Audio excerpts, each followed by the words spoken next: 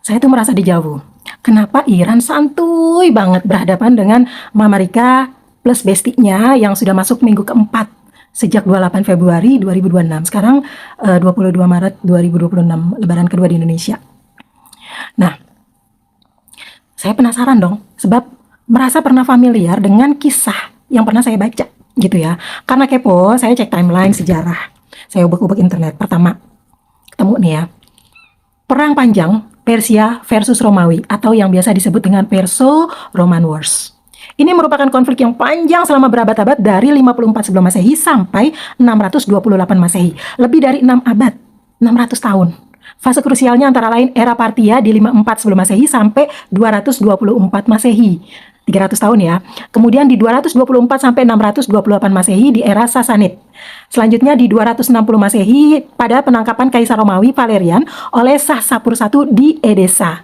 Selanjutnya di 297 Masehi kemenangan Galerius atas Narses. Di 530 sampai 532 Masehi pertempuran Dara dan Kalunikum. Kemudian 602 sampai 628 Masehi perang Kaisar Heraklius dari Romawi versus Kaisar Khosrau II dari Persia. Kita compare dengan yang kedua data yang saya dapat, yaitu antara konflik Iran versus Amerika dan bestinya Israel yang saat ini sedang terjadi alias real time. Nah, kita anggap aja ya, konflik dimulai sejak 1979. Seharusnya mungkin menurut saya lebih lama dari itu. Tetapi tahun 1979 itu merupakan titik balik atau pemicu perseteruan panjang yang terjadi hingga saat ini. Nah, 1979 Iran itu diembargo oleh Amerika and the gang, Pak NATO, PBB dan kawan-kawan. Kemudian 1980-an mulai deh tuh perang proksi. Salah satu hasilnya adalah adu domba antara Iran dengan tetangganya, yaitu Irak, sehingga terjadilah perang.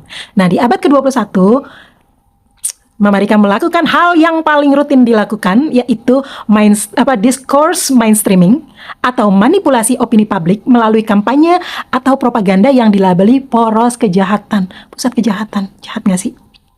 Jadi dia memfitnah, melabeli orang sebagai poros kejahatan. Aduh.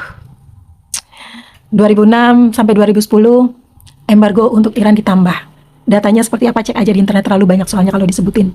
Nah, di 2018 sampai 2024 mereka membuat perjanjian nuklir yang disebut JCPOA, Joint Comprehensive Plan of Action, atau rencana aksi komprehensif bersama. Ini sih kayaknya karena mereka takut banget sama Iran, sebab Iran itu kan punya sumber daya uranium kalau nggak salah terbesar kedua di dunia.